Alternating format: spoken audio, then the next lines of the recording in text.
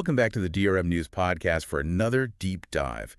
Today, we're going to be exploring the life of Prince Karim Aga Khan IV, a spiritual leader and philanthropist who recently passed away at 88. Now, you might be thinking, okay, a religious figure. But why should I care? Right. Well, hold on to your hats, because this man's story is anything but ordinary. He was a billionaire with a passion for horse racing, a lineage tracing back to the Prophet Muhammad, Wow. and a vision for international development that impacted millions. He really was a fascinating figure. Yeah. Defied easy categorization. He moved between the spiritual and the material world and left a mark on both. Let's start unpacking this by getting to know the man himself.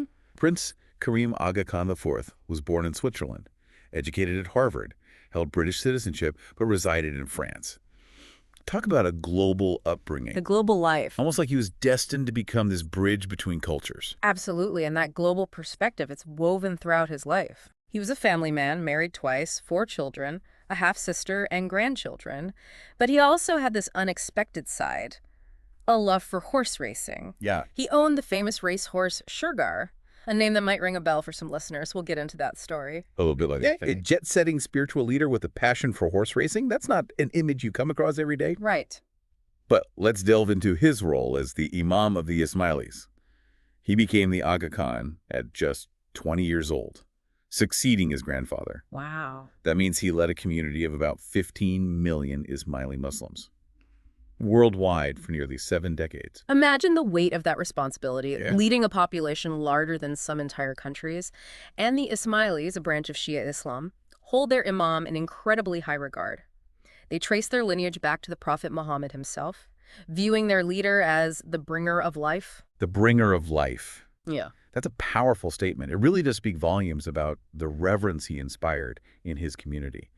But his impact extended far beyond the spiritual realm. Yeah. Let's talk about the Aga Khan Development Network. This organization, operating on a budget of about $1 billion per year, is mind-boggling in its scale and ambition. To grasp the magnitude of that, consider this. The AKDN's annual budget is comparable to the entire GDP of some small countries. Wow. It's a testament to the Aga Khan's vision and commitment to improving lives in some of the world's most challenging environments. They have projects in 30 countries across Africa and Asia, focusing on education, healthcare, environmental protection, and even cultural preservation.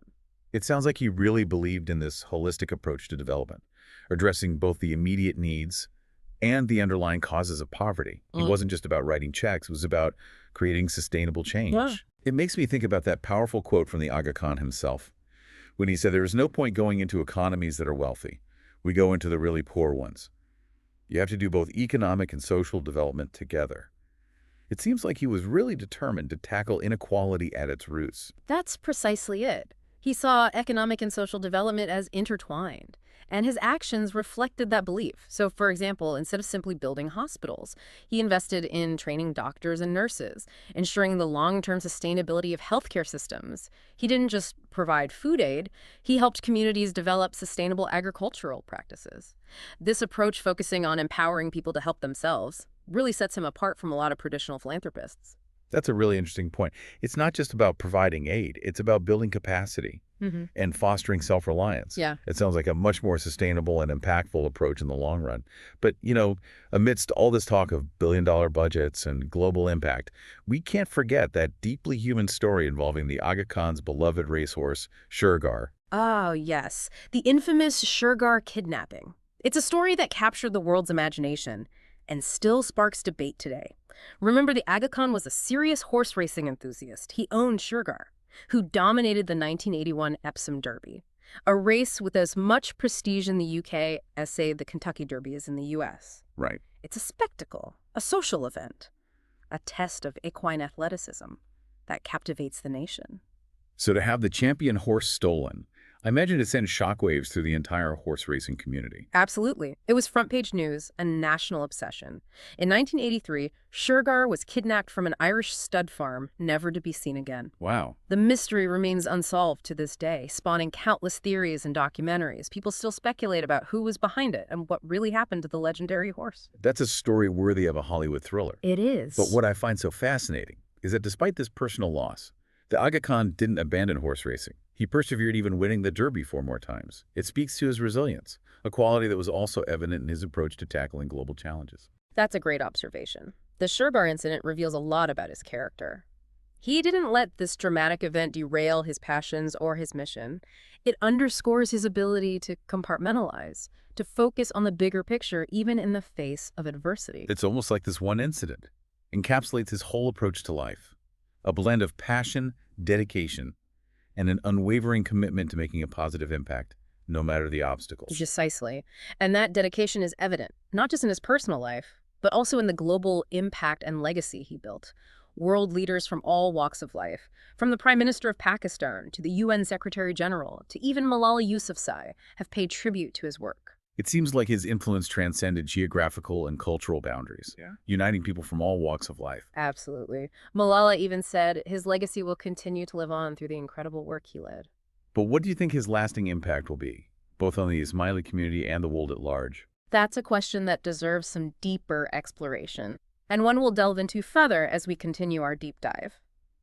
You know, it's interesting to consider how the Aga Khan's global upbringing shaped his approach to philanthropy.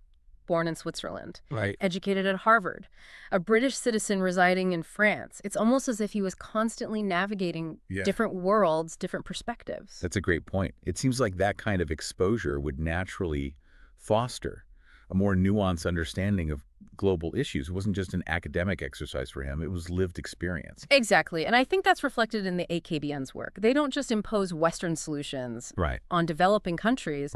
Instead, they collaborate with local communities, taking the time to understand their unique challenges and cultural contexts. So it's more about empowering communities to find their own solutions, rather than dictating a one-size-fits-all approach. Precisely. It's about partnership, about recognizing that sustainable development can only happen when people have ownership over the process.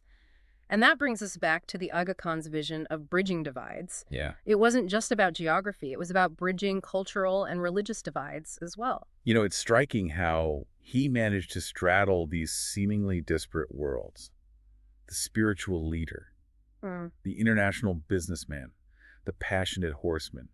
How did he reconcile these different aspects of his identity? I think that's what makes him such a compelling figure. He didn't fit neatly into any one box. He embraced the complexity, and perhaps that's what allowed him to connect with so many different people. He was a unifier, someone who sought common ground amidst difference. It's almost like he embodied the concept of a global citizen before it became a buzzword. That's a brilliant observation, and it's why his passing resonated with so many people worldwide. He represented something larger than himself, a vision of a more interconnected, more compassionate world. A vision that seems more relevant now than ever.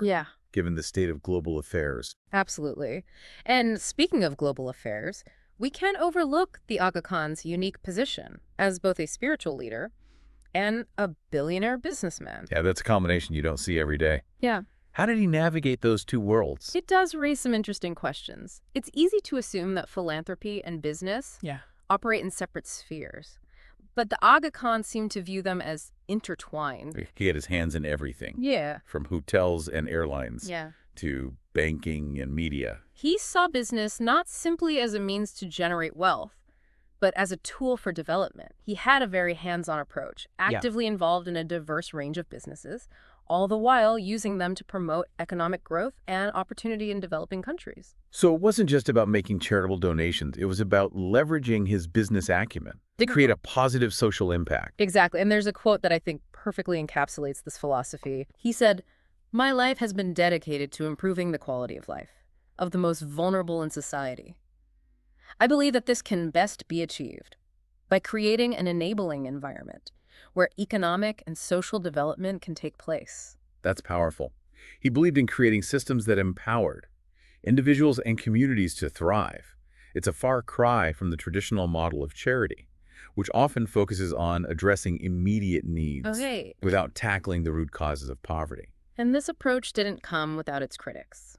When you're a billionaire, operating in multiple countries, there's bound to be scrutiny. Some question whether his business interests always aligned with the needs of the communities he aimed to help. Ah, yes, that age-old debate about the potential conflicts of interest when philanthropy intersects with power and wealth. Precisely. It's a complex issue, and there are no easy answers. But what's important to note is that the Aga Khan was always very transparent about his business dealings and how they connected to his development work. Transparency is crucial, especially when operating on such a massive scale. Absolutely. And I think that transparency, coupled with his genuine commitment to improving lives, ultimately earned him a great deal of respect, even from those who might have disagreed with some of his business decisions. It sounds like he was a man who defied easy categorization, a spiritual leader who was also a savvy businessman, a global citizen, deeply rooted in his community, someone who embraced both tradition and modernity. You've hit the nail on the head. The Aga Khan was a paradox in many ways, but I think that's what made him so fascinating